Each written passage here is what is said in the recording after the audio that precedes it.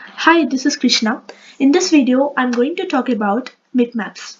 MipMaps are basically set of texture images where each one is twice the previous one. So why do we use them?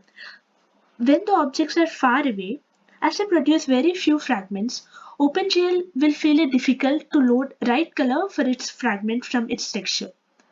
So for example, here I have two objects. The left object is not using MipMaps and the right object is using MipMaps. So if we see this closely, if we observe this closely, if the objects are moving far, we can see how the left object is flickering. It is not able to load the texture properly. So this is the problem if we don't use MipMaps. So now OpenGL provides 4 different MipMap filter options. The first one that I'm going to talk about is GL nearest MipMap nearest. So this takes the nearest MipMaps and uses the nearest neighbor to sample the texture. So now if we observe the right object, as we move far, we can see how it is rendering the texture. It is not so perfect. So now let's go to another option. GL linear MipMap nearest.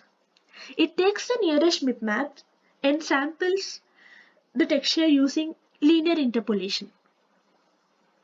For example, now let's see the objects.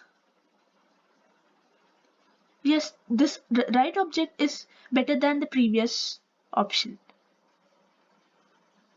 And it is far better than the left object. Now going to GL nearest MipMap linear. It linearly interpolates two MipMap levels that closely matches the size and samples them using nearest neighbor interpolation. Now if we move the object far, we can see that it is still not so perfect, but it is better than not using the MipMaps. So the final thing is GL linear MipMap linear. What it does is it linearly interpolates two MipMaps which are close to each other and samples them using linear interpolation. Now this is almost perfect and it is far better than the left object. But here if you observe closely on the top, the texture is so smooth. If we go far, we are not able to see it clearly.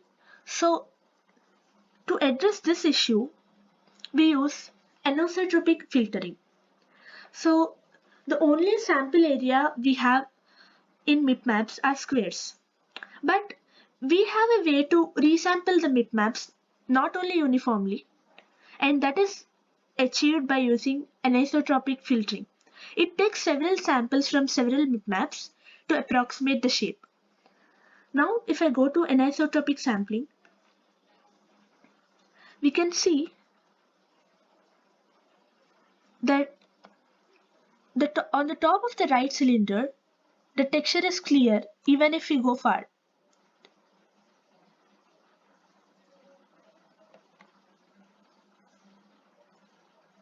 This is all about today's video. Thank you.